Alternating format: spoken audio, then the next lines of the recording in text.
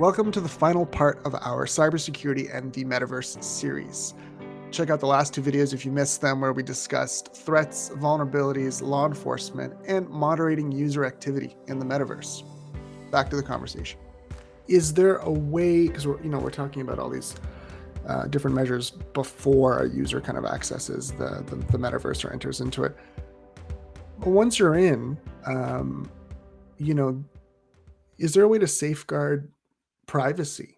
Because you're in this server, you're in this metaverse that's potentially owned by a couple large companies, and what's stopping them from, hearing conversations, your activity? Um, if we have biometric suits, if we have suits that collect different data on us as well, is that data going to belong to them? Um, is there going to be a way to safeguard against that type of data privacy, people's personal information, um, when there's a thing like the metaverse that exists? Well, the social media companies have, by and large, been on the side of, if you enter into this universe, we have the right to everything. I mean, I love how every few years that um, email goes around saying, as of Friday, Facebook will have the right to use all your pictures. Well, they got the right to use all your pictures when you signed up for Facebook, 15 Right. years ago. So don't believe that stuff. Um, the problem is if that information is used in a way that's harmful. Um, gosh, there are so many examples that come to mind. So you wear a Fitbit and you wear a ring that keeps track of your blood sugar level, right? And so you go to the drugstore to pick up your medication, and on the way you pick up 3 Snickers bars, right? Now, does your insurance company working with the pharmacy note that you bought 3 Snickers bars? Hmm. Is that going to increase your premium because you bought it while you were there to get your medication? I mean, the possibilities for abuse. Look what we did with genetic predictors of potential serious health problems. Employers can't use them to make decisions about employability. Insurers are prohibited from using them to determine eligibility for insurance. Well, that's a step in the right direction, but maybe the point is that human beings are dramatically different from one another. And rather than start out by saying, everything you do is mine, maybe we should adopt a position that was more like, I'm only going to use stuff that you allow me to use. I'm only going to use stuff that you know what it's going to be used for, and you have the unconditional right to be left alone. Now, if that sounds like the GDPR, it kind of is, but I'm actually referencing a Harvard Law Review article from 1890 called The Right of Privacy, right? Hmm. That article came about because there was a new technology that showed up. It was the camera that was portable, right? So you could be lurking outside the, say no more bar and saloon and catch a picture of the Reverend Dr. Smith staggering out of the bar Saturday night. And there it was on the front page of the, town journal on Sunday morning as he's mounting the lectern to deliver his sermon. Well, there's a privacy issue, a concept that had never been thought of before because there was no technology prior to that that would allow me to capture an image or a movie or a person's complete suite of biometrics that could then be used for any one of a number of purposes: political action, embarrassment, selling them something, blackmailing them, coercing them into doing something you don't want. We do need to bear in mind that there are privacy risks. Assumptions of trustworthiness, are unfounded until proven. Uh, we need to be able to train people to be aware of that. I can't stop bad people from driving, but I can put stuff in place like street signs and street lights and driver's training and car insurance regulations and police and crumple zones and seat belts and all of those things to try to make it safer, even though there are people who are not as good a driver as I am. And I think of myself as a better than average driver, which means that most of the people on the road are worse than me. So, yeah, my level of awareness can be here, but I want protections for the people that aren't functioning at my level so that they can also be confident that they're doing something safe and they're not giving away the family jewels. Right, right. Well, with that analogy, though, we're talking about the drivers, but if we're talking again about the roads and the people that decide about the stop signs and the regulations, I mean, that's you know, Meta or Facebook. Uh, um, I guess this isn't a new issue, right? I mean, this privacy issue is not a new issue, so it's just going to have to extend into this new metaverse and the new type of information that we'll be able to that we'll be giving out when using these services. But do you think there's going to be any kind of change in that because the amount of information that we would be giving at a fully realized metaverse, which is essentially, you can imagine a scenario where you're meeting people online, you're having conversations, you're doing all of that is now, it's like you're inviting those companies that are hosting the metaverse, you're inviting them into your daily activities and conversations. And on top of that, biometrics, if there's bodysuits and that sort of thing. Right. Um, do you think there'll be a need to really kind of tighten up the type of, like, GDPR is great, but is there going to be kind of a next level of that um, for Europeans, for example?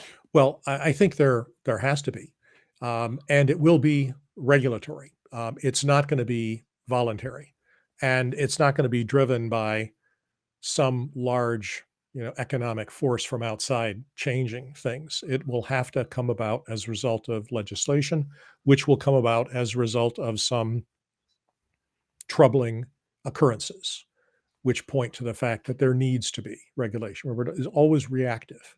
It always follows what it is that people do there. If I were running a global law firm or a multinational bank, I would not have my merger and acquisition meetings in the metaverse. I'd use, a trusted line from a secure location to carry on that conversation. Uh, and the degree of diligence has to be proportionate to the risk involved. Uh, People don't take themselves very seriously until they do. Um, there was a story about the RSA conference in London many years ago where people would get a $1 candy bar if they gave their user ID and password to a person standing on the street. And people did, Now maybe they all lied. I don't know. Right. But if they were clever, they would, and you get the candy and the joke's on them. But I have a feeling that some of them probably gave up the store for, you know, 1/30th of a piece of silver. Yeah. If we just to change gears a little bit and go back to kind of the current AR and VR tech that is approaching something akin to a metaverse. Are there any types of AR and VR tech that you think will benefit the most from the metaverse? I mean, I'm already thinking about medical professionals and kind of the robotic surgeries that doctors are performing remotely. Is there any other kind of examples like that um, that we think will be great once the metaverse is in place that will just be kind of accentuated from by that? Well, you're on the same track I am. I think also that, medical devices, diagnostic procedures, surgical procedures being able to be done remotely, again, in trusted environment using um, verified tools with, really is a doctor in place, then I think that could be a tremendous benefit. We have I was listening to a presentation from over a decade ago by Marvin Minsky. He said the the most significant health hazard in human behavior is the fact that people still shake hands. That's that's the greatest way in which diseases get spread. So in the metaverse, you would never get a disease from shaking anybody's hand virtually. So there are tremendous benefits to being there. The cost of travel, uh, the ease of being able to get to things. Yeah, I'd love to be able to have important meetings or high level summits without having to get on a plane and go, 14 hours and then wait forever for my bag to show up at Narita or JFK or wherever I land. So yeah, there are tremendous cost savings and great benefits. Education and training. Um, I have a friend who's involved with a charity in sub-Saharan Africa, and part of it is training in basic hygiene.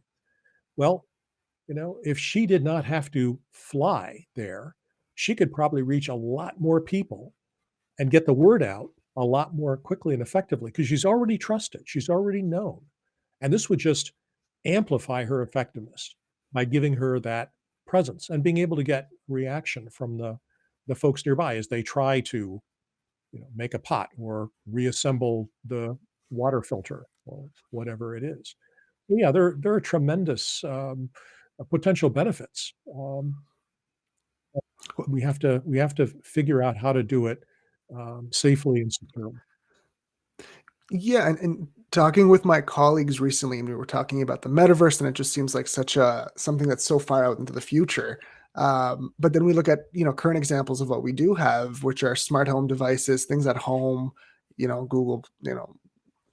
We'll forget what it's called, a little Google Pod or Alexa or what have you. Yeah.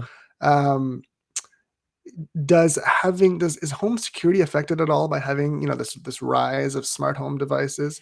Oh, Can your digital, you know what I mean? it is, and, I was visiting, my uncle in Florida, last month, and my daughter, drove up. She's down in the Miami area, and he's up in the Tampa St. Pete area. So my daughter drove up. It's over a 3-hour drive, and on the way there, she got a note from her roommate who said, "I left a day early," and she texted back to her roommate, "Did you leave the key under the mat?" So her boyfriend could get in and feed the cats because they were gonna be gone for 4 days. He's like, "Oh, I'm already 4 hours down the road, don't make me go back." And so we're problem solving this. It's like, well, um, does she meet her boyfriend halfway so they each drive an hour and a half to hand over a piece of metal? Is there a way we can make a copy of the key and then FedEx it there? And then my son said, "There's an app that you can scan a key and make it into a pattern for a 3D printer." And we all started looking around. It turns out that there's a company that has kiosks in places like the public supermarket where you can bring in your key, put it in the device, just like you would at a hardware store to get a copy of the key made, but it sends the plans to another kiosk. Wow. So she went to the Publix in Venice and sent it to him, and he got the code to go to a kiosk at a Publix on the north side of Miami, and he got a key, and it worked. Now now to my small mind, that is like 85% of a transporter. I'm thinking of Star Trek, it's like, "Geez, this is amazing." Well, now I'm thinking, well, there's a virtual copy of the key in the network, That's right. but it's like, I think I can live with the risk because they did require, a code from her, and there was two-factor authentication at his end. And, what's the risk that a student apartment in somewhere in Florida gets broken in? Well, I don't think it's dramatically increased because of this one transaction. So yeah, um, these little things are going to make life a lot easier. I mean, just think of the gasoline savings alone. I was ready to lay out, 40 or $50 for a, overnight FedEx weekend delivery thing. So yeah, it will. But it's always I feel it's always if those things become commonplace though, right? If this is kind of a one-time occurrence, but if this becomes a common thing where we're literally sending our digital prints of our keys to this company, that becomes a vulnerability at some point where if it's commonplace, I would assume, or the example that my friends and I always use is, the smart toaster. How secure is that smart toaster that's connected to the internet? Can that be exploited to access literally my internet and anything that's kept on my computer, anything that's connected that way? Is that a reality? Is that something that could occur? And Yeah. again, the more advanced example of like a Google or an Alexa. Absolutely. My older daughter refuses to enable the voice command on her TV. Um, I have it, but I don't have any Alexa gear, and I've turned off the mic on my remote for that TV. I did a survey. I have some technology that takes a look at transmissions across all bandwidths. And I did a survey and I found that I have 13 devices in my little apartment that are communicating over half a dozen different channels. I've shut down some of them. Some things come up with Bluetooth automatic, some I can't. The thermostat will talk to the internet and it knows where I am and it adjusts the temperature, not only based on time of day, we've had that for a long time, but based on whether or not I'm here. If it thinks I'm gone, it's going to drop into eco mode, save me some bucks. But anybody who can tap into it will be say, this device thinks that Mr. Malik is no longer in his apartment. We strike at dawn. Well, for me, probably not. I mean, I write stuff and give talks, but some of my colleagues are involved in, hacking the dark web. They're participating in activities in the cyber underground, and they would probably not want to have that level of potential visibility in their environment. So, yeah, it's a risk. It's a trade-off. I do keep stuff turned off. I'm a little more paranoid than most about that, but that's that the solution. That's like putting a lock on your gas cap. I mean, if the bad actors really want gasoline, they'll punch a hole in the Yeah, tank, right? yeah. But if they're in a hurry, they'll just go to the next car that's got a gas cap that's not locked. So that's the kind of measure. It's this theory of crowds. So when it comes to security measures or cybersecurity measures, do you think if the internet becomes a kind of a national basic utility like water or power, how does that change the conversation around these cybersecurity initiatives? Does it make it should we see an increase in positive regulations, or does it actually increase the vulnerabilities now that it becomes this national service? Well, the fact is that it really kind of is. Whenever you see discussions about critical infrastructure, internet and telecommunications are always way up high on the list. What would help would be if the federal regulations governing the security of physical mail were extended to internet-based transactions involving either personal information or significant amounts of value. Right? If I get somebody to send me something they shouldn't send me, I've just violated federal law. And that means I don't have to, I have to leave the country to get out of, the jurisdiction. If we had something like that, and right now the government is moving very slowly, but they're making steps. The FCC just recently went after a major generator of spam. Something like 20 or 30% of the spam traffic was from this one company. And he told them to stop. And the FCC also told the carriers, if you continue to do this, we're going to pull your license to do interstate uh, commerce and communications. I was like, whoa, okay. Without that, I'm not in business. And so they shaped up. So yeah, I think that kind of thing's good. I have no patience with people who say, the right to yell fire in a crowded theater is sacrosanct. It ain't. There are limits on freedom of expression, and rightfully so. Um, so we'll get there.